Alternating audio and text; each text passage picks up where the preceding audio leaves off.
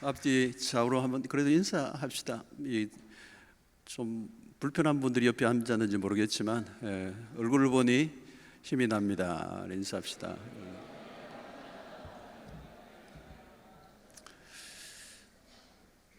부목사님들 한번 손 들어보시죠. 부목사님들, 부교육자가 별로 말은 안 좋은데 그래도 어쩔 수 없지. 네. 이렇게 피곤하지 않죠? 네, 담임 목사님 따라 이렇게 힘들게 오신 건 아닌지 모르겠습니다. 하여튼 짧은 시간인데 무슨 말을 해야 될지 모르겠습니다. 어제 송태곤 목사님이 첫날 집회 끝을 내야죠. 끝을 내고 둘째 날은 가볍게 할 수 있도록 좀 해줬으면 좋겠다고 전화를 하려고 하다가 말았습니다. 그런데 하여튼 짧은 시간이지만 은혜가 되기를 바랍니다. 다시 살리소서 또 이렇게 말씀을 드리니까 요즘은 이제 관건이 살아있느냐 죽었느냐의 이 싸움인 것 같아요. 이 교회도 죽은 교회냐 살아있는 교회냐, 교회 숫자가 얼마나 되냐 이게 중요하지 않고 지금 살아있냐. 살아있으면 못되죠. 희망이 있는 거 아닙니까? 살아있다는 건 대단한 거잖아요. 코로나 팬데믹을 지나면서 살아있다는 게 대단한 거예요. 엄청나게 팬데믹 전 세계적으로 죽음이 몰고 갔는데 휘몰아치는 그 속에서 살아난 건 대단한 거예요. 생명이 있다, 살아있다는 건 대단한 거죠. 특별히 교회가 복음으로 말씀으로 살아있다. 그게 10명이든 1명이든 살아있다면 그건 진짜 걱정할 거 없다고 생각해요. 죽었으면 할 일이 없어요. 뭘 하겠어요? 아무것도 할 게 없어. 톰 레이너가 죽은 교회를 부금하다, 살아있는 교회를 하다 이런 책들을 썼습니다만은 명확하죠. 죽은 것과 살아난 것은 차이가 명확하잖아요. 살아있는 것은 명확하게 생명을 드러내는 거고, 죽은 나무를 이러면 죽은 나무를 보면 아무것도 없잖아요. 생선이든 뭐든 죽어 있으면 아무것도 아니에요. 뭘 할 수도 없고, 그게 아무리 양념을 하고 요리를 하고 해도 소용이 없는 거고, 죽어 있는 나무에 물을 아무리 주면 하겠어요. 열심히 부족해서가 아니고 살아있느냐 죽어 있느냐의 싸움. 오늘 교회가 그렇고 우리의 목회가 그렇고 그런 것 같습니다. 제가 현장의 목사님들을 이제 늘 가까이 다른 교회 목사님들 초교파적으로 많이 만나고 있습니다. 늘 만나고 있는데 생각보다 한국 교회는 지금 어려워요. 사실 위기라는 말도 너무 오래 했기 때문에 위기에 불감증도 왔고 어느 정도 위기인가도 사실 점검하기가 쉽지 않습니다. 진단이 참 어려운 거예요. 진단. 정확하게 진단을 하면 어떨까? 그 진단은 우리가 하는 건 별로 의미가 없어지는 것 같아요. 안에 있으면 내부자는 잘 모르거든. 근데 이제 외부에서 하는 얘기들이 오히려 더 정확할 수가 있습니다. 세상의 사람들이 보기에. 그러니까 생각보다 위기예요, 위기. 그러니까 이게 교회냐, 교회 맞나? 이제 이렇게 생각할 정도의 교회들이 꽤 많습니다. 그러니까 한국 교회가 지금 숫자가 줄어드는 건 별로 걱정할 필요가 없어요. 줄어들려면 줄어들어야죠. 오히려 헛수는 빠져야 되니까. 근데 이제 진짜냐? 지금 있는 교회가, 여러분들이 교회가 진짜냐? 진짜 말씀을 믿는가? 또 예배면 진짜 예배냐? 예수님의 시대에 여러분 그렇잖아요. 예수님의 시대에 바리새인들은 그 정도면 기가 막힌 거예요. 훌륭하잖아요, 여러분. 바리새인들이라는 게 그 당시 종교지도에 가지고 있는 시스템이나 돌아가는 모든 것들이 외적인 부분에서는 탁월한 거였거든. 그런데 주님은 넌 회칠한 무덤이라고 그러셨거든요. 이게 어마어마한 괴리가 있는 거잖아요. 그러니까 오늘의 교회에 대한 주님의 진단이 뭐냐?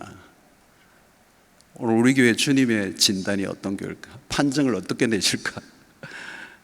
의사들이 마지막 판정하잖아요. 죽었다. 살았다 하는 이름은 가졌는데 실상은 죽은 자다. 죽은 거죠. 지금 안 죽어도 죽어가고 있는 거고. 요즘 그러죠. 6개월 남았네. 그럼 6개월 남았더라고. 진짜 의사들이 얘기하니까 6개월 만에 딱 가더라고. 그게 정확한 거죠, 여러분. 우리가 진짜냐? 세상이 이제 말하는 거죠. 교회 너희들 진짜 맞냐? 이제 그거 묻는 거잖아요. 진짜 교회 맞냐? 진짜 너희들 하나님 말씀 믿냐? 그 예배가 진짜 예배냐? 흉내내는 거 아니냐? 기도가 진짜 기도하냐? 여러분, 기도회는 다 있어요. 근데 기도하냐는 거죠. 그건 다른 거거든요. 기도회는 하는데 기도는 안 할 수 있어요. 저희 교회도 이제 기도를 많이 강조하는 교회인데 진짜 기도하는 거 맞나? 기도 흉내 내는가? 요즘 여러분 반주 안 하면 기도도 힘들어요. 통성기도. 반주 끝나니까 기도가 끝나버리는데 반주 힘으로 하더라고. 여기 진짜 기도는 불이 붙으면은 아무 소용이 필요 없어요. 무슨 악기가 필요하고 뭐 또 찬양 인도자의 노래를 막 불러주고 그러대요. 지도 기도하지 뭐 하는 거예요? 난 그게 이해가 안 되더라고. 기도하는 시간에 왜 혼자 노래 불러요? 갑자기 열이 나네. 기도 분위기를 만드는 거예요. 그리고 몇 분 안 하고 그냥 끝나버려요. 기도에 불이 붙으면 끄기가 힘들어야죠. 기도 안에 몰입되어 있으면 그 다 하는 게 안 들어와야죠. 기도 안으로 안 들어가는 거예요. 예배 안으로 안 들어가는 거예요. 바깥에서 노는 거예요, 전부 다. 복음 안에 안 들어가고 말씀 안에 안 들어가고 성령 안에 안 들어가고 그냥 바깥에 아웃사이드 겉만 타지 않은 비어있는 거예요. 말은 아주 바짝 마른 냄비 같은 거예요. 뜨끈뜨끈한데 속은 비어있고 그냥 과열되어 있어가지고 실제는 아무 일도 일어나지 않는 거예요. 아무 일도 nothing happened. 아무 일도 일어나지 않아. 신기하잖아요, 여러분. 어떻게 아무 일도 일어나지 않지? 그러니까 우리도 기대 안 하고 세상도 기대하지 않는.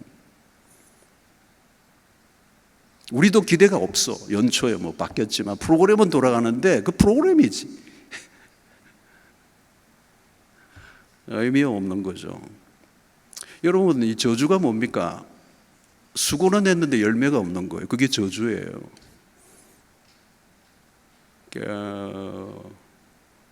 열매라는 게 외적 열매를 얘기하는 건 아니거든요.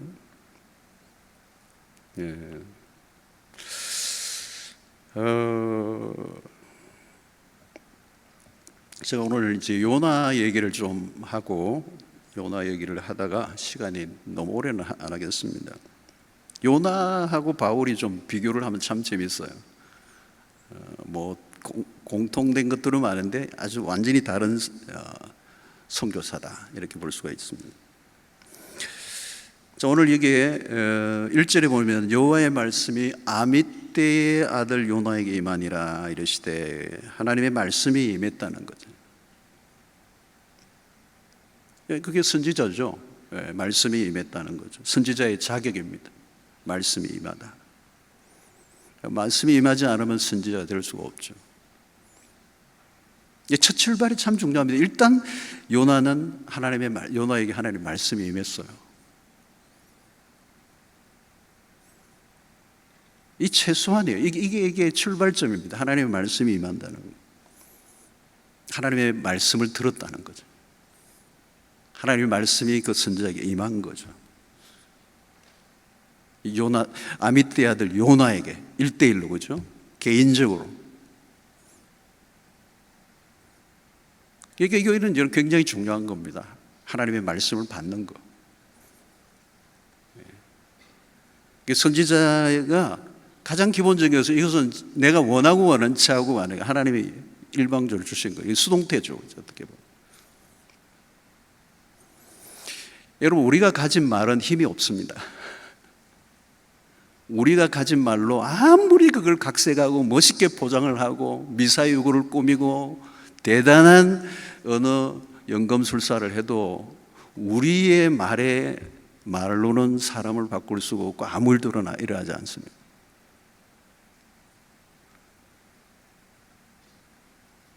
우리가 전해야 될 말씀이 어디로부터 임하느냐는 거죠.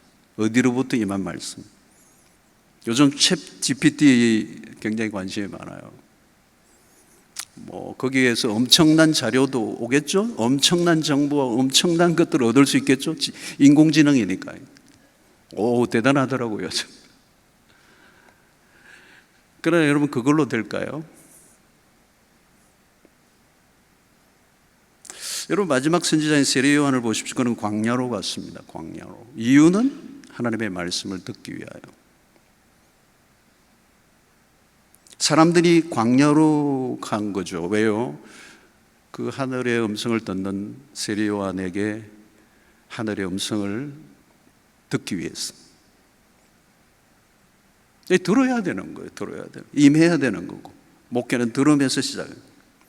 근데 요즘 듣는데 문제가 생겼습니다. 안테나 고장이 일어나요. 송신은 문제가 없는데 수신에 문제가 생겼어요. 여러분, 들으려고 하면 기다려야 되죠. 분주하면 안 돼요. 여러분, 분주하면 이미 사고가 난 겁니다. 여러분, 우리가 이 한국 사회나 한국 교회가 너무 닮은 게 많은데 너무 지나친 활동주의예요.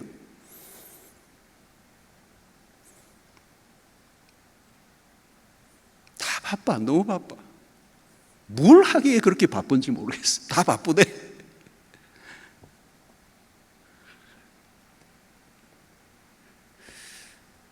그리고 이게 뭐예요, 여러분? 이 성과주의,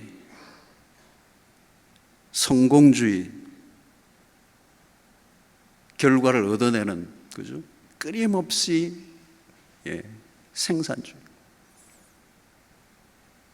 여러분, 우리가 열심히 중요한 게 아닙니다. 기다려야 돼요. 우리 사회의 모든 소스는 하늘로부터 오기 때문에. 여러분, 어려운 일입니다. 가만히 있는 거 쉽지 않아요. 기다리는 거 쉽지 않아요. 최근에도 사도행전 1장을 제가 철야에 설교하면서 그랬어요. 기다리라. 왜 성령이, 약속하신 성령이 임할 때가 기다리라. 그 말이 그 120명들은 무슨 말인지 알아들었어요. 너네들 나가봐야 그동안 실패했잖아요. 열심히 했잖아요. 그래서 실패했어요. 여러분, 우리가 만들어내거나 짜낼 이유가 없습니다. 왜 힘들어요? 내 힘으로 하려고 하니까. 저는 이제 목회를 거의 이제 마감할 때가 됐는데 계속 경험하는 게 그거예요. 내가 힘준 거는 다 안 돼요. 여러분, 우리 안에는 선한 게 나올 게 없습니다. 모든 것은 위로부터 오는 것입니다. 하나님이 주도권을 가지고 계세요. 그래서 임하심.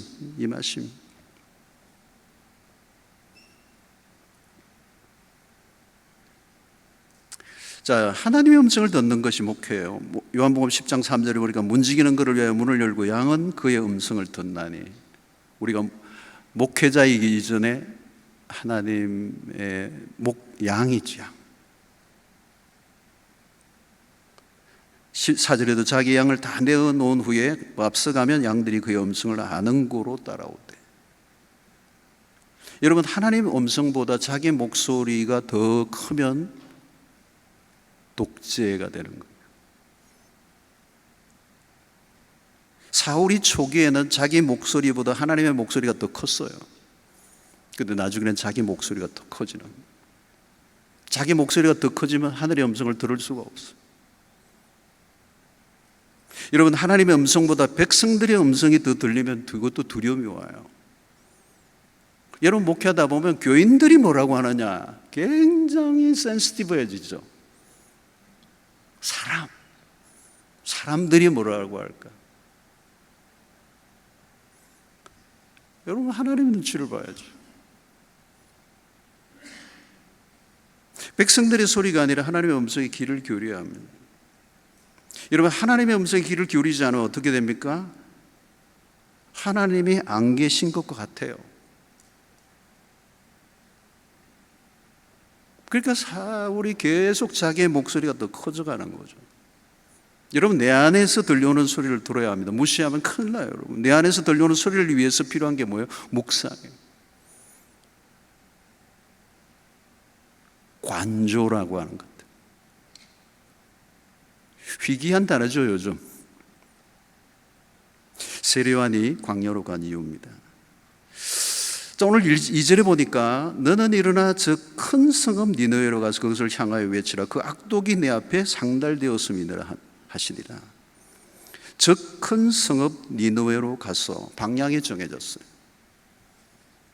하나님이 선지자가 자기가 가고 싶은 곳이 아니라 하나님이 가라고 하는 곳이. 사역지는 우리가 정하는 게 아니에요. 우리가 정하는 게 어디에서 사역을 할 건가, 어떤 교회를 맡을 것인가, 그거 우리가 하는 거 아니에요, 여러분. 밭에서 일을 하는데 주인이 종들을 보내잖아요. 너 저기 가라. 저기가 지금 사람이 지금 필요하다. 저기는 지금 한 명만 있으면 된다. 저기는 지금 이미 끝나서 안 가도 된다. 주인이 하는 거죠. 주인이 가라면 오늘이라도 가야 돼요, 어디든지. 나는 아무리 옮기고 싶도 주님이 그냥 있으라 하면 있어야 되는 거고.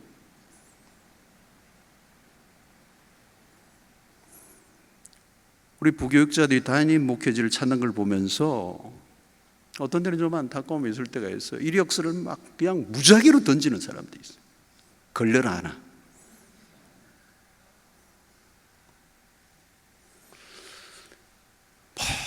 이력서를 뭐 연주를 찾고 내 교계 신문을 들여다보고, 어떤 분은 담임 목사를 하면서도 담임 목사 청빙을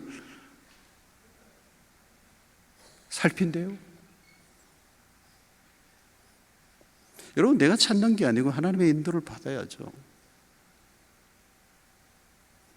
그걸 우리가 뭐 사역지를 그냥 찾아서 그냥 여기저기 기웃거리고 나 좀 서주세요.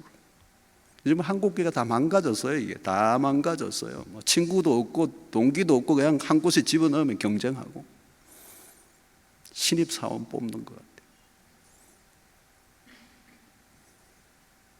여러분, 내가 가는 게 아니에요. 하나님이 보내시는 겁니다. 여기서부터 삐끗하면 이제 갈 길이 먼 거죠. 왜? 내가 선택한 거니까. 하나님이 보내셨다는 확신을 가져야 되는데 그게 없으니까. 자기 길을 자기가 걸어가야 되는 거. 자기가 개척해야 돼요. 자기가 자기 인생을 책임져야 돼요. 여러분, 하나님이 나를 잘 아십니다. 누구보다도 잘 아십니다. 내가 어떤 사람인가, 어떤 사역자인가 하나님이 아십니다. 가고 싶다고 가가지고 될 일이 아닙니다. 어느 교회들 여러분 사역자가 쉬운 곳이 있습니까?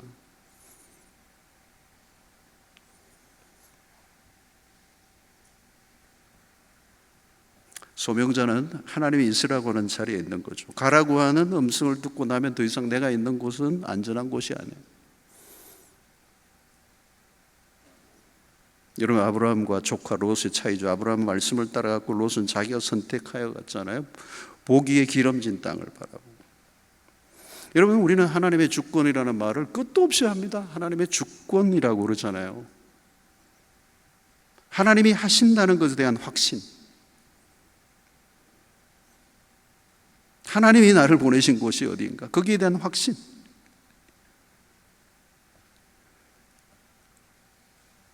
다시스로 가 아니라 니느웨로 가라는. 그런데 요나는 다시스로 도망을 치죠.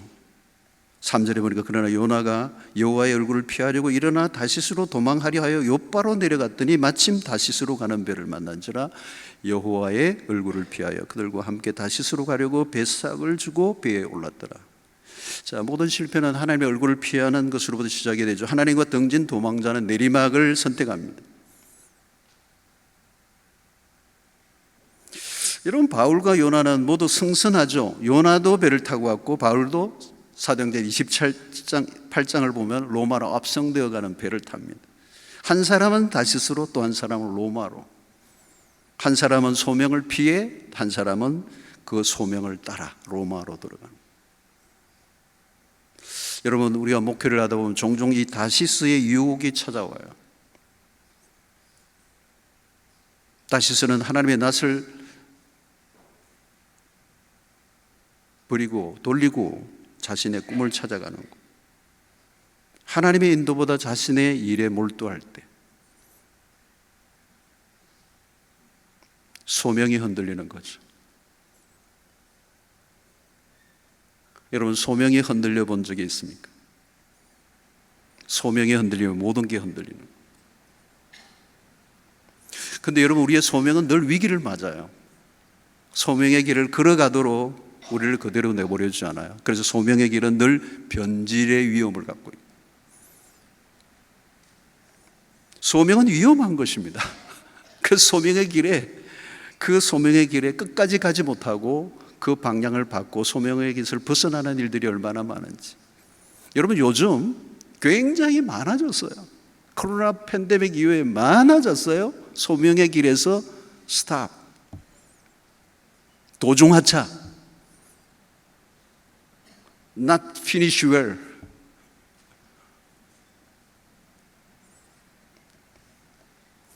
그만두고 싶은 유혹이 끊임없이 있는 거죠, 소명자에게.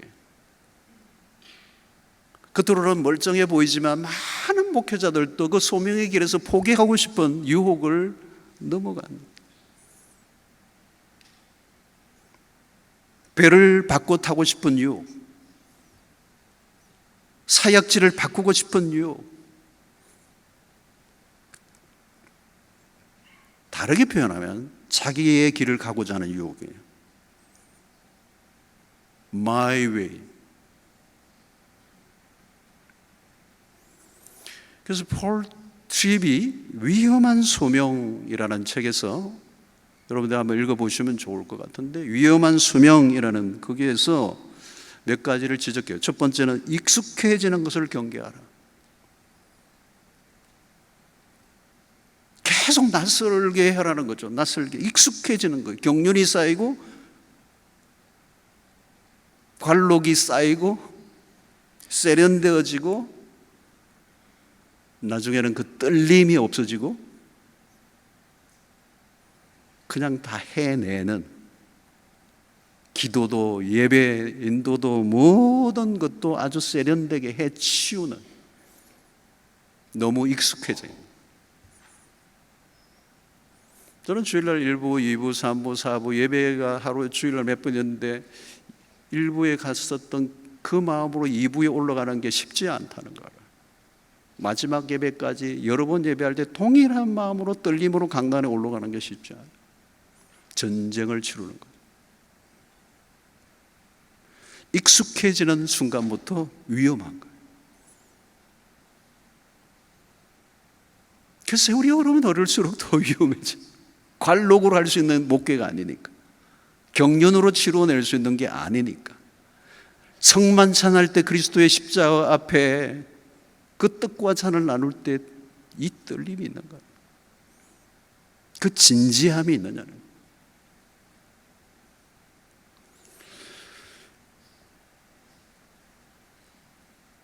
폴 트립은 그 얘기를 해요. 영적으로 성숙해 가지 않음, 소명이 흔들리고 있다는 거예요.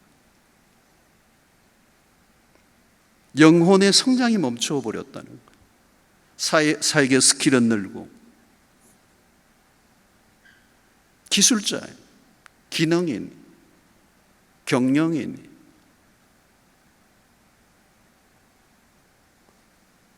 영적으로 잘하고 있는가? 이것은 굉장히 중대한 질문이에요. 여러분, 잘하면요 주변의 사람들이 금방 알아요. 와, 이분이 잘하고 있구나.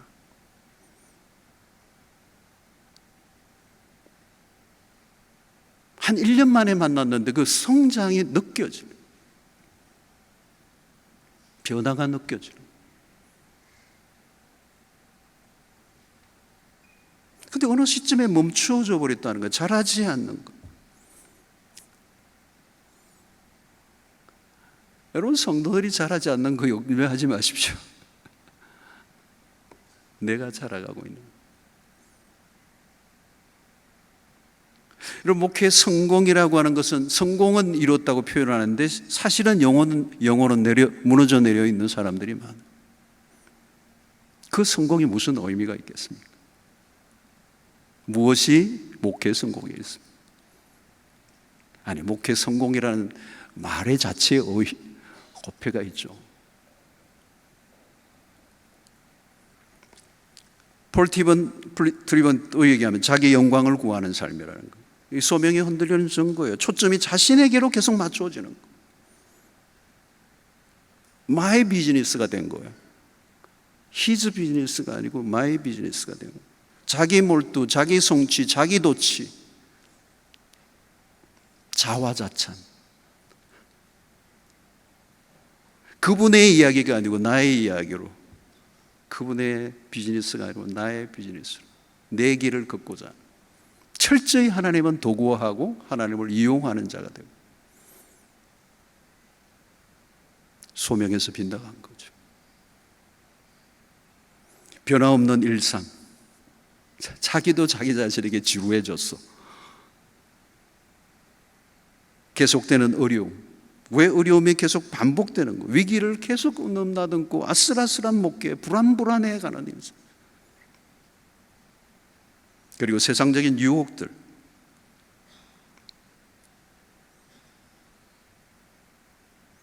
거대한 세속과 안에 얼마나 많은 유혹이 있습니까? 오늘 여러분, 요나는 자의에 의해 배를 타고 갔어요. 뱃삭을 냈다고 그랬어요. 바울은 타의에 의해 갔고 그런 죄수인 덕에 공짜였습니다. 바울은. 근데 요나는 자의에 의해서 배삭을 주었어요. 근데 요나가 낸 이 성과는 3인칭 여성 전미사인데, 배라는 여성 명사 바로 앞에 나오는 선행사라는 게 있는데, 이것은 요나가 배의 모든 경비를 지불했다는 것을 의미합니다. 말은 뭘까요? 선지자가 꽤 돈을 많이 가지고 있었다는 거예요. 여러분, 사역자에게 돈이 없을 때도 문제이지만 돈이 있을 때가 더 위험해요. 자유가 없는 것도 힘들지만 자유가 많이 주어졌을 때가 더 위험해요.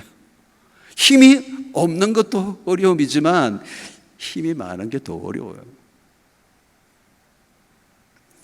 마귀가 예수님에게 건 시험이 그거죠, 여러분. 돌들이 떡이 되게 하라. 높은 곳에 뛰어내려라. 너의 가지고 있는 능력을 한번 사용해봐라. 있는 힘 너가 써라. 여러분, 자기를 위해 능력을 사용하고 싶은 이유, 여러분, 목회가 안 될 때 위험하지만 목회 잘 될 때 훨씬 더 위험합니다. 목회 잘 되는 걸 경험 안 해보셔서 잘 모르시겠습니까? 실패보다 성공이 훨씬 더 위험해요. 추락하는 것은 날개가 있다고 그러잖아요. 목회자들 다 그래요. 힘 가졌다가 다 망가지는 거예요. 내 힘으로 뭔가 다 할 수 있을 그때가 얼마나 위험해. 얼마나 위험해.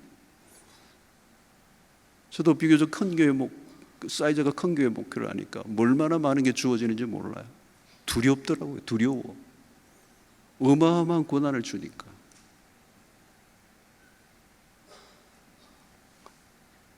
그냥 왔다 갔다 하는 거예요. 천국과 지옥을.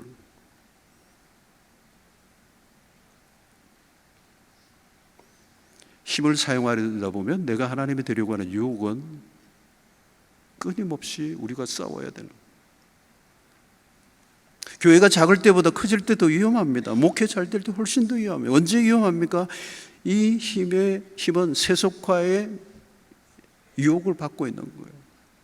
여러분, 미국이나 지금 호주 힐송도 그렇고 미국에 최근에 한 몇 년 사이에도요, 여러분들 다 모르시겠지만 이 미국이나 호주 알려져 있는 굉장히 그 사회적으로 유명한 목회자들의 추락이 한두 명이 아니에요. 심지어는 미국의 공영방송에서 뉴스 감이 될 정도로 어마어마한 이 사이즈의 사람들이 스캔들에 넘어집니다.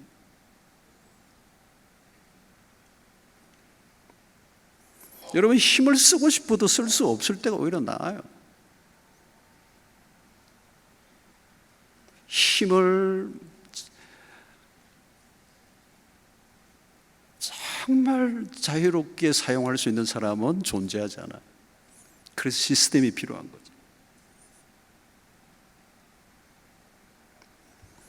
초심을 유지하기 어렵다는 거죠. 오늘 3절에 보니까 요나가 여호와의 얼굴을 피하려고 하루아침에 일어난 일이 아니죠.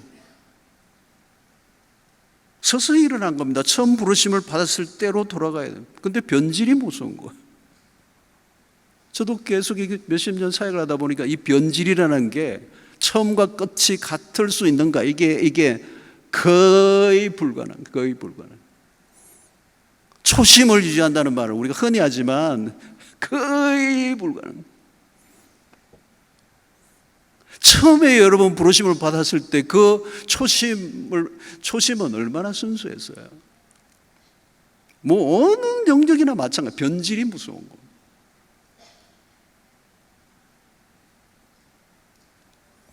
맛이 한꺼번에 안 갑니다. 조금씩 가는 거예요.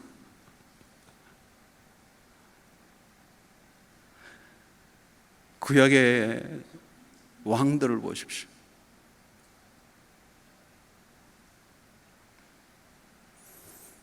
조금씩 영적 집중력이 떨어지는 거예요. 한꺼번에 여러분 기도의 자리가 무너졌겠어요? 어느 날부터 기도의 자리가 변질되기 시작합니다. 기도하는 시간은 딴 생각하고, 기도하는 척하고, 기도의 세계 안에 몰입이 안 되는, 목사니까 교육자니까 어쩔 수 없이 그 자리에 앉아있는 숙제하듯이.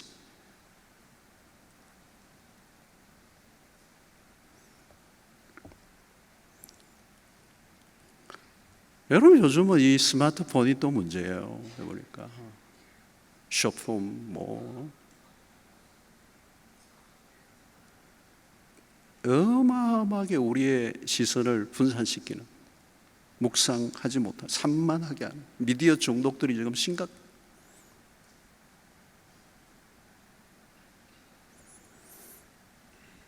이게 결국은 영적 매너리즘입니다. 가장 무서운 것은 영적인 매너리즘이에요. 영적 타성에 젖는 거.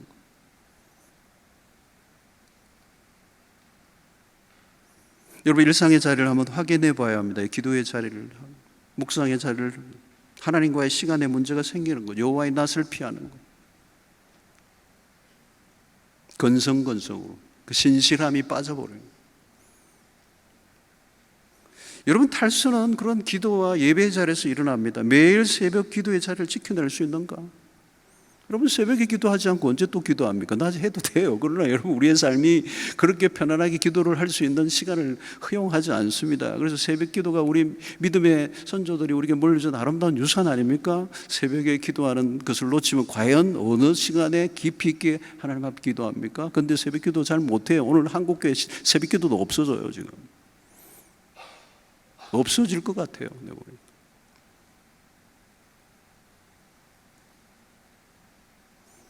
사역이 어려운 게 아니죠, 여러분. 사역은 겉으로 드러난 거고 하다 보면 재밌기도 하고요. 결과물이 나타나고요. 하나님과 나만이 아는 은밀한 기도의 시간은 표도 안 나요. 근데 문제는 거기에서 일어나. 그래서 저는 한국교회 사역자라는 말에 좀 뭔가 있어요. 사역자, 사역하죠. 그러니까 사역자 맞아요. 근데 여러분 사역하기 이전에 사역은 뭔가 액팅이잖아요. 활동이잖아요. 어떤 결과물을 만들어내는 어떤 생산적인 그런 역할을 하는 것에 의미가. 근데 그 일을 가능하게 하려고 하면 뭐가 있어요? 영성이 있어야 돼요. 영성의 뒷받침이 없이 사역이 가능합니까? 그렇다면 사역자이기 전에 영성을 추구하는 사람, 기도와 말씀의 시간에 내가 얼마나 침잠하느냐. 그러지 않은 복음의 그런 것들을 스킬로 비즈니스하고 세일하는 사람과 같은 거예요. 여러분 하나님 이스라엘 백성들의 실패는 그들의 제단이 허물어진 것입니다. 그런데 그 제단은 서서히 무너지는 거예요. 서서히. 여러분들 한번 여러분들의 기도의 자리, 말씀 묵상의 자리, 경건의 자리를 한번 점검해 보세요. 4절에 보니까 여호와께서 큰 바람을 바다 위에 내리시며 바다 가운데 큰 폭풍이 일어나 배가 거의 깨어지게 된지라. 여호와께서 하나님의 개입하심. 요나스에 나타나는 장면이죠. 큰 바람, 큰 폭풍 이런 것들, 그죠? 요나로 인하여 풍랑이 일어나 모두가 죽게 됩니다. 바울로 인해 풍랑의 위기에서 모두가 살아나는 것과 정반대예요. 풍랑을 통해서 진짜와 가짜를 가려내십니다. 풍랑 속에서 바울은 하나님의 사람으로 진가를 드러내죠. 배에서 신뢰를 받고 리더십을 발휘합니다. 그런데 이 요나는 실체가 들통나요. 사람들에게 책망을 받습니다. 풍랑은 위기예요. 위기 순간에 실체를 드러내십니다. 풍랑을 통해 역할이 드러나죠. 한 사람은 모두를 위기로 몰아넣는 주범이 되고 한 사람은 모두를 살린 생명의 원인이 됩니다. 여러분, 오늘날 목회자 때문에 고통하는 사람들이 많아졌어요. 성도들을 교회를 살려내라고 맡겼는데 그 목사님 때문에 교회가 힘들어. 그래서 무슨 말이 나요? 목사님들이 사고만 안 쳐도 잘하는 목회라고 그래요. 사고 치는 사람이 너무 많아졌어. 이 풍랑이 어디 연고로? 누구 때문에? 목사님 때문에. 여러분, 새 가족이 교회를 흔들어 놓겠습니까? 부목사님이 교회를 흔들어 놓겠습니까? 가끔 있어 있기는. 근데 담임 목사님. 목회자 때문에 나의 연고로 그 목사님 때문에 고통하고 목사님 때문에 절망하고 교육자 때문에 신음하는 사람들이 얼마나 많았어. 이게 보통 일이 아니에요, 여러분. 그죠? 기도 제목이 목사님이야. 우리 목사님이 위태해. 불안해. 사고 칠 것 같아. 요즘 보세요, 여러분. 목회자 문제지. 성도들 문제가 아니잖아요. 지금 우리끼리니까 하는 말이지. 이거 어디 가서 막 대놓고 말하기도 어려워.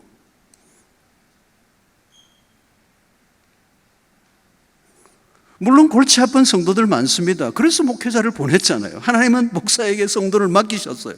그런데 요즘은 목사 때문에 고통하는 성도들이 더 많아졌어요. 이게 현실입니다. 현실. 한두 건이 아닙니다.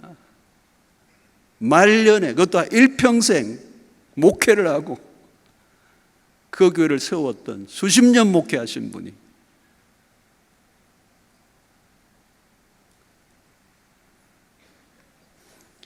리더로 인해 고통을 한 거예요. 리더가 누구입니까? 리더가 더 일을 복잡하게 만들어버려요. 어느 교회는 청년부 담당 목사가 떠나고 난 다음에 그 교회에 부흥이 일어났어. 청년들이 좋은 목회자 보내달라고 막 간절히 기도하고 매일 모여서 기도하고 연합하여서 그냥 기도하는 가운데 청년회가 부흥이 되었어요. 그런데 새로운 교육자가 왔어요. 그때부터 다시 청년들이 줄기 시작해요.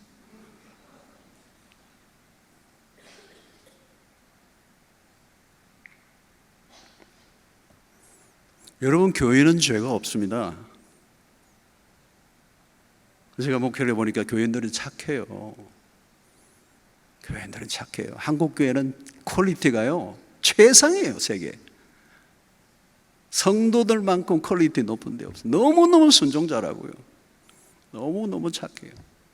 은혜 받으면요 막 그냥 생명까지 내놓을 사람들 많아요. 막 그냥 집 팔고 막. 이 헌신은 여러분 이 세계 기독교사에 없는 거예요. 너무너무 좋아요. 우리 성도들은 퀄리티가 대단해요.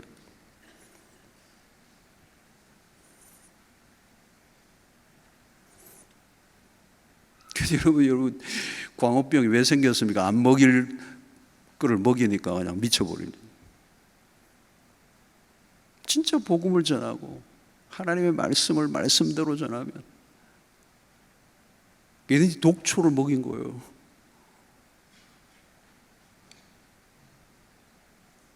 그냥 아무나 막 물고 원래 그런 사람이 아니었거든요.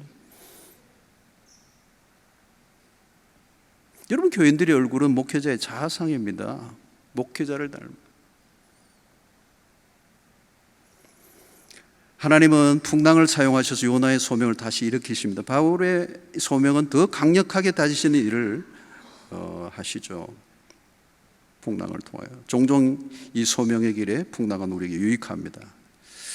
자, 요나는 불신자에게 야단을 맞죠. 그렇죠?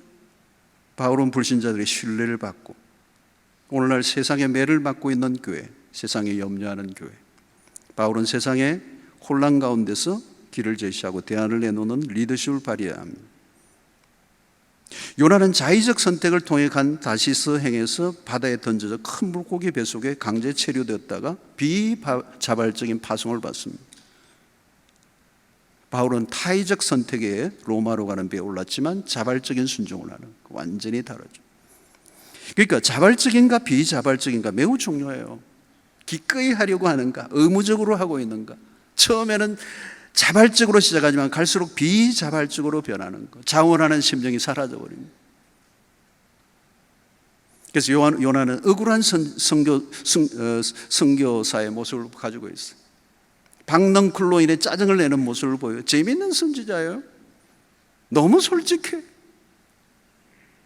그는 전혀 즐거워 보이지 않습니다. 무엇인가 억울한 듯 행복하지 않는 사명자처럼 비춰져요.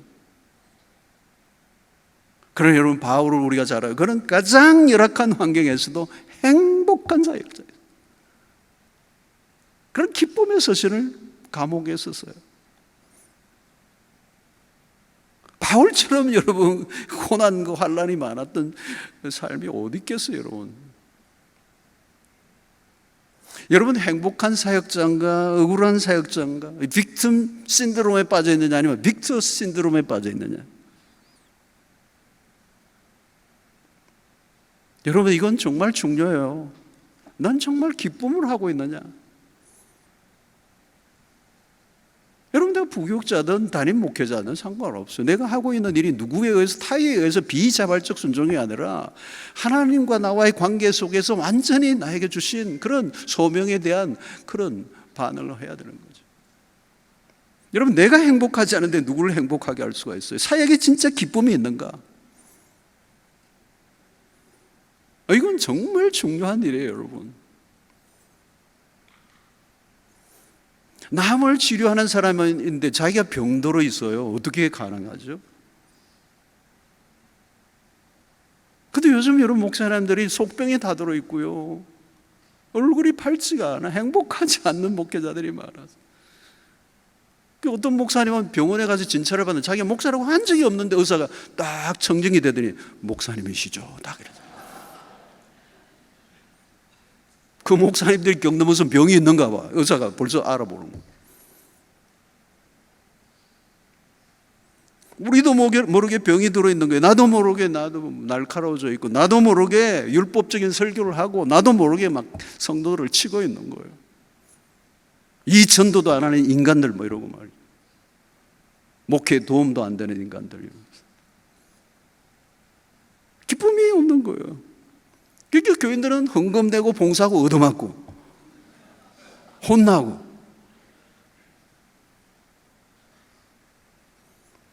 여러분, 짜증을 잘 내고 화를 잘 내고 소명에 문제가 있는 거예요. 자기중심적인 목회자.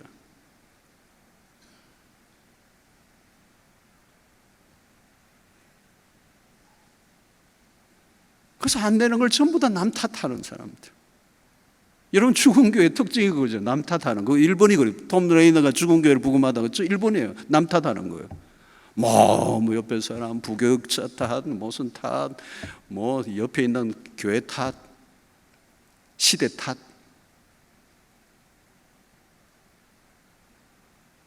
여러분, 사역에 즐거움이 있는가? 행복한가? 복음은 우리를 행복하게 하는 거예요. 우리를 행복하게 하는 게 무슨 어떤 상황 때문입니까? 그렇지 않잖아요. 그 복음이 주는 그리스도 안에서의 삶. 나에게 주어진 어떤 결과나 이런 것들이 없다 할지라도 내가 이 복음 안에서 스스로 내 안에 그 충만함, 어떤 외적인 조건이나 이런 거 비교하고 내가 거기에서 짓눌리고 거기에서 내가 열등감을 빠지고 자존감이 떨어지고 이런 게 아니고, 그냥 내가 복음에 헌신한 하나님의 소명자로 내가 있으라고 하는 곳에 있어서 그 일에 내가 기쁨으로 최선을 다해서. 여러분, 행복의 이유가 무슨 교인 수입니까, 여러분? 자꾸 목회자들은 교인 수를 가지고 막 야단이죠. 뭘 자꾸 비교를 해요, 비교를. 뭘 비교를 해요, 비교를 해요. 저는 옥하는 목사님 제 얘기는 진짜 기억에 남아요.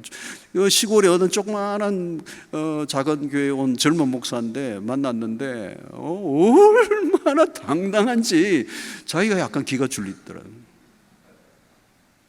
옥하는 목사님 막 큰 교회고 막 그냥 유명한 목사님이 그 앞에 오면 전부 다 주눅이 드는데 그 이 젊은 목사가 전혀 주눅 안 들고 그렇다고 뭐 예의가 없는 행동이 아니라 정말 당당한. 뭐 비교할 게 뭐가 있어요, 여러분? 비교를 왜 해요, 그죠? 뭐 교회 크면 뭐 밥을 몇 그릇 먹습니까? 뭐 교회 크면 뭐 영성도 큽니까? 저는 오늘날 영성은 저 오지의 선교지에 있는 선교사님들에게 있다고 생각해요. 그냥 뭐 기도하면서 뭐 생활비 그 다음 달 대책이 없는데 날마다 하나님 앞에 엎드리고 주신 대로 먹고 아무것도 기대할 것 없는 광야 같은 그 선교지에서 10년 20년에도 한 명 회심자를 만들어내기도 어려운 그런 곳에서 오직 하나님 한 분 그 부르심 앞에 그냥 순종하고 있는 그 영혼이야말로 때가 안 묻은 진짜 조국교를 살릴 영성이 거기에 있는. 도시에는 다 오염이 돼가지고 너무 오염이 많아. 그냥 대기가 오염돼 있어. 요즘 이런 미세먼지 하니까 뭐 한번 갔다 오면 뭐 보이스가 새까맣잖아요. 나도 모르게 그냥. 여러분 세속화는요 이미 요한계시록 7개를 보면 5개는 이미 바벨론의 거대한 세속화가 바벨론화된 5교회가 다 영향을 다 받은 거예요.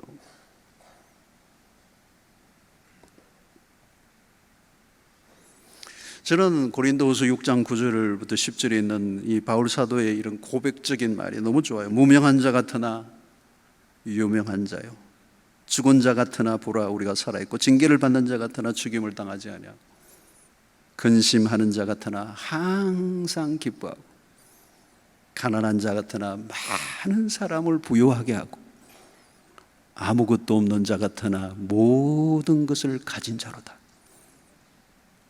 이거야 이거. 이게 복음 안에 살아가는 사람. 아무것도 없는 자 같으나 모든 것을 가지고 예수 그리스도를 소유한 그리스도로 충만함. 요즘 우리 많이 부르는 예수로 충만하네. 그 노래 그대로.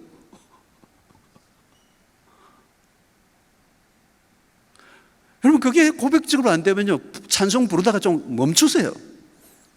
막 그냥 생각 없이 부르지 말고.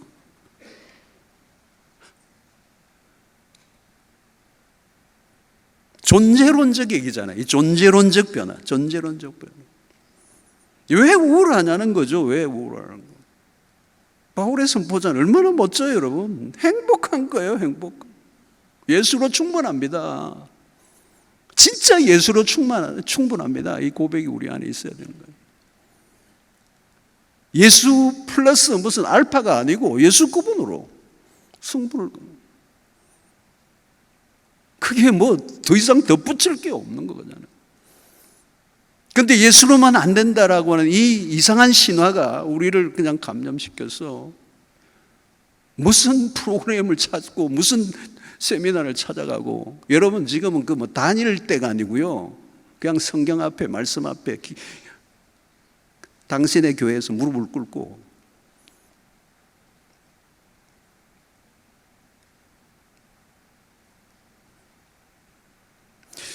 여러분 요나와 바울 두 사람 비슷한 경험을 했어요. 요나는 강제로 물고기 뱃속에 감금을 당했습니다. 수중신학교 3일 과정을 마친 거예요. 그런데 바울은 사도행전 9장에 다메섹 도상에 일시적으로 생포를 당합니다. 그리고 사흘 동안 보지도 먹지도 못하고, 이게 바울은 노상신학교 출신이고 요나는 수중신학교 출신. 두 사람 다 강제 체포 영장이 발부된 요주 인물이에요. 공통점은 일시적 사로잡힘이에요. 영적 감금 상태, 모든 것으로부터의 격리, 일시적 격리, 자아가 죽는 경우. 그래서 갈라디아서 2장 20절이 그렇게 중요한 거예요. 내가 그리스도와 함께 십자가에 못 박혔느니 그런즉 이제는 내가 사는 것이 아니요 내 안에 그리스도께서 사시는 것이다. 이거예요. 자아가 죽는 경험. 자아가 죽는 경험. 에고센트릭, 이 자아 중심의 삶이 십자가에서 못 박히는 거. 여러분, 우리 믿음의 선배들은 십자가 영성을 강조했고 죽음을 먼저 경험했습니다. 완전히 죽는 경험이에요. 우리 수영동의 원로 목사님이신 정필도 목사님의 그 간증 가운데 너는 죽었느니라. 이 간증이 유명해요. 죽음을 경험하는 거. 십자가를 경험, 십자가를 통과하는 거. 광야를 통과하는 거. 선교의 결과는 요나는 억지로 비발적인 순종이에요. 그러나 니느웨 사람들에게 말씀을 선포할 때 수많은 백성들이 회개하고 하나님께로 돌아옵니다. 죄인으로 호상되어 갔지만 바울의 가슴에 집힌 복음의 불길이 로마에 옮겨붙습니다. 전성에 의하면 60년경 로마에 입성, 62년 풀려나고 64년경에 순교한 것으로 추정합니다. 바울의 선교는 누구도 근접할 수 없는 열매를 맺게 되죠. 여러분, 소명자의 자격이나 능력 유무에 상관없이 이걸 뭘 보냐? 하나님의 일은 하나님이 하신다는 거예요. 목회도 그래요. 하나님이 하십니다. 하나님이 하십니다. 아무리 봐도 하나님이 하십니다. 내가 할 것 같아요? 아니에요, 여러분. 여러분, 설교 준비도 여러분 하나님의 성령의 도우심이 없으면 설교 한 편 내가 머리를 짜내가지고 해봐요. 머리만 아파요. 왜 자꾸 머리 빠지는지 아시죠? 저도 많이 빠졌어요.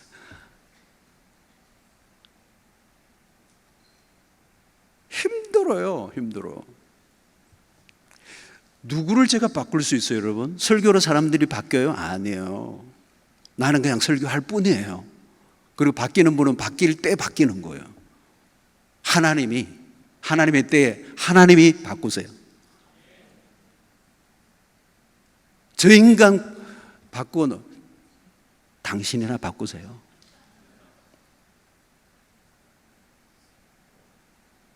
G.K. 체스턴이 그랬잖아요. 이 세상의 문제가 뭐냐고 물으면 바로 당신. I am, 내 문제. 여러분, 하나님이 하세요. 하나님이 하신 걸 구경하는 거예요. 그러려고 하면 어때요? 힘을 빼야죠.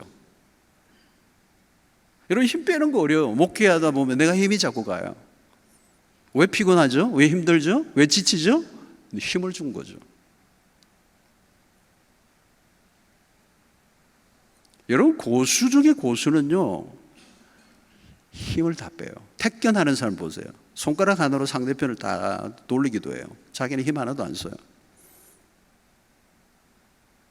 근데 힘 빼는 게 너무 힘들어요. 이게 일평생에 터득해야 될 기술이에요. 우리는 모든 게 하나님의 은혜입니다 말하죠. 그런데 하나님 다 하셨습니다. 그런데 속으로는 안 해요. 칼로 치고 나도.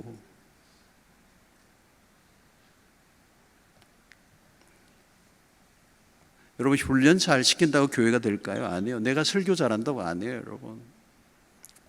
우리가 언제 절망해요, 여러분? 내가 죽도록 했는데 변화가 없을 때, 내 청춘을 몰아넣은 것 같은데 결과가 미미할 때. 여러분, 성도들 변화시키려고 하지 마세요. 그러면 혈압만 올라요. 내가 누구를 변화시킬 수 있다는 자체가 문제예요. 늘 물으세요. 내가 얼마나 변화됐는가? 내가 나를 씨름하다 보면 가장 변화가 어려운 존재가 나라는 걸 발견하기 시작해요. 나는 얼마나 변했는가? 복음이 나를 얼마나 변화시켰는가? 성도들은, 여러분, 우리는 성도들이 변하기를 원하지만 성도들의 기도 제목은 뭔지 아세요? 우리 목사님이 변하시기를. 주여 저 종을 불쌍히 여기시옵소서. 우리가 언제까지 기다려야 하나이까? 여러분, 변화는 성령의 사역입니다. 그리고 우리가 변화시키려고 해서 변화되는 게 아니에요. 변화될 때 변화되는 거예요. 모든 것은 하나님이 하십니다. 동시에 하나님은 사람을 통해 일하십니다. 요나와 바울, 결국 사람이에요.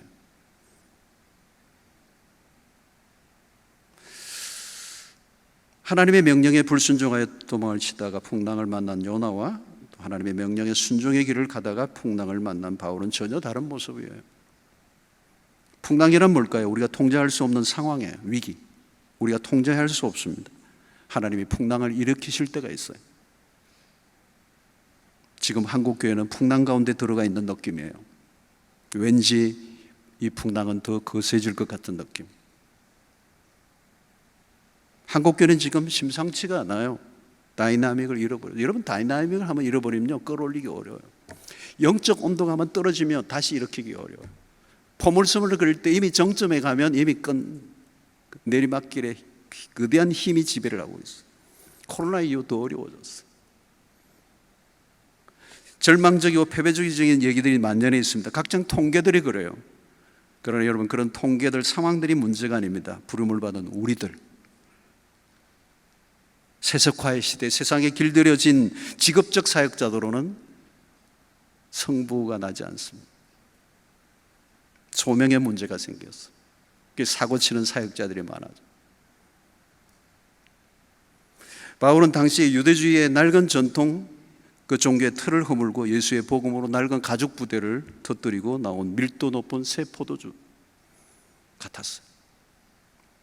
한 사람이면 충분해요. 하나님은 기어이 요나를 니느웨 백성을 돌이키는 일에 사용하십니다.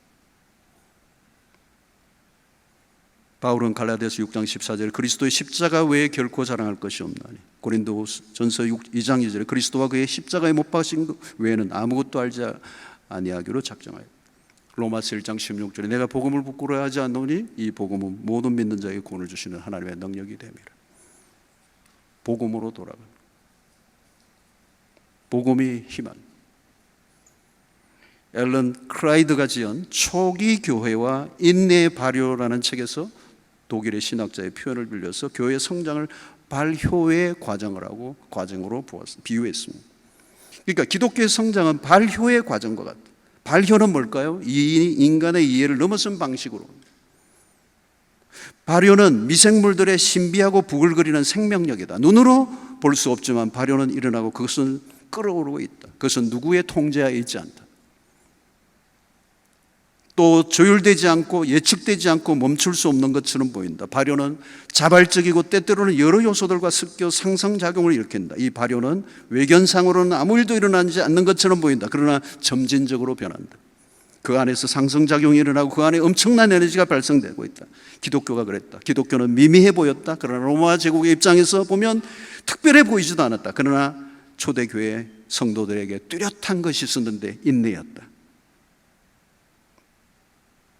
상황은 지금 어려워져 가지만 당장 우리가 답을 구해도 답을 찾기 쉽지 않은 이 시대, 그러나 하나님은 오늘의 교회를 통해서 이 마지막 때 하나님의 뜻을, 당신의 나라를 완성해 가시기 위해서 하나님의 교회를 세우기를 원하시고, 그 교회는 2000년의 역사 위에 서 있습니다.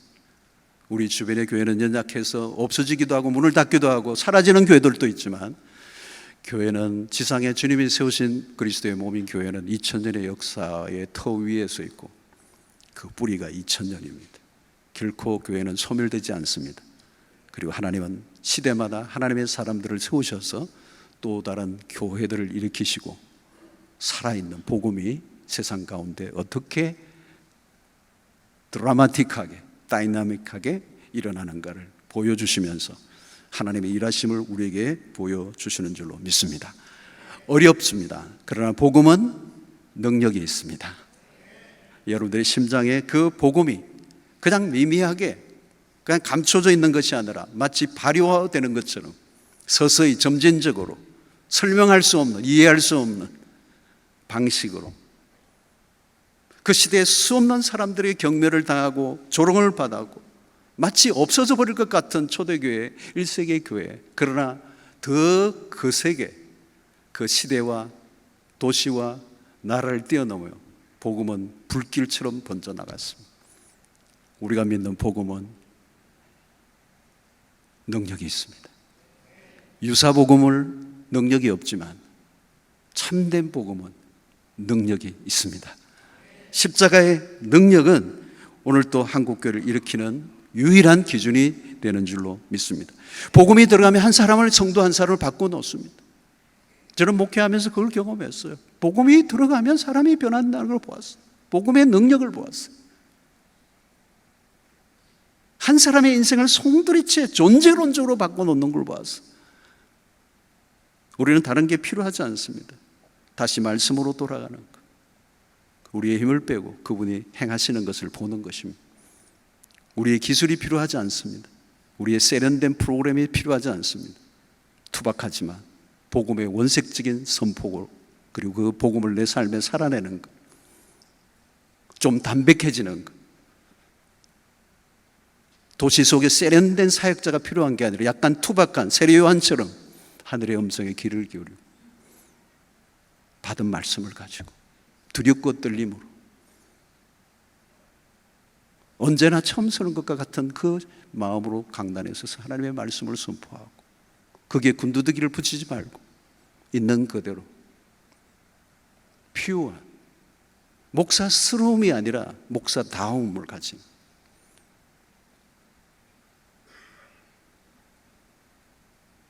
오늘 한국교회를 살려내는 일에 우리의 위선을 걷어내야 돼요. 위선이 너무 많이 들어와 있어요. 겉과 속이 너무 다른 것.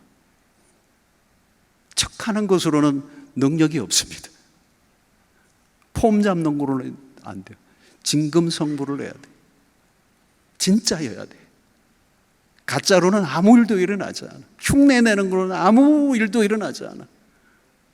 복음을 내가 먼저 경험하고 복음 안에서 우리가 사로잡히는, 그래서 그 복음이 내 삶을 통하여 드러내는 일이 여러분들의 있는 그 곳에서 조금씩 그 복음의 파장이 일어나게 될 때 한국교회 살아나는 역사가 있게 될 줄로 믿습니다. 복음밖에 답이 없습니다. 그 복음이 복음 되는 경험이 여러분의 삶에서 먼저 일어나는, 가르칠 필요가 없어. 누구에 강조할 필요도 없어. 그 복음을 내가 살아내는, 복음이면 충분합니다. 우리는 너무 많이 떠벌리고 너무 많은 것들을 포장하고 너무 많이 우리는 서사가 너무 많아졌어. 좀 더 퓨어한, 좀 더 순수한 핵심을 붙잡고 복음 안에서 여러분들 있는 그 자리에서 부르심을 받은 소명자로 주님이 나를 데리고 가시는 대로 주님이 부르시는 자리에서 정말 신실한 하나님의 종으로 서 있기만 한다면 하나님은 사람을 통해서 오늘 또 일을 행하시고 교회를 일으키시고 역사를 바꾸는 일들이 일어나게 될 줄로 믿습니다. 기도하겠습니다. 하나님 아버지, 이 마지막 시대에 주님의 몸된 교회를 섬기는 귀한 종들이 함께 모여 이 어려운, 거친, 또 쇠락해가는 이 조국교회의 모습을 바라보며 교회를 일으키기 위하여 섬김의 부름을 받은 우리 모두가 이런 자리를 통해서 다시 한번 우리의 위치, 우리의 자리를 확인하게 하시고 우리의 소명을 재확인하게 하여 주시고 우리가 어디에 서 있는지, 어디로 가고 있는지, 그리고 우리 안에 어떤 소망이 있는지를 다시 한번 확인하는 복된 시간들 되게 하여 주시옵소서. 우리가 가지고 있는 복음으로 충분하다는 확신을 갖게 하시고 복음 안에 살아내는 저희들이 되게 하여 주시옵소서. 변질된 복음, 유사복음이 아니라 참된 예수 그리스도의 피 묻은 십자가의 복음이 우리의 삶을 바꾸어 놓고 우리의 삶에 일어난 변화가 파장을 일으켜 내 주변에 흩어져 하나님 더 충만한 은혜들로 변화가 조국교회 가운데 일어날 수 있도록 인도하여 주시옵소서. 예수님의 이름으로 기도하옵나이다. 아멘.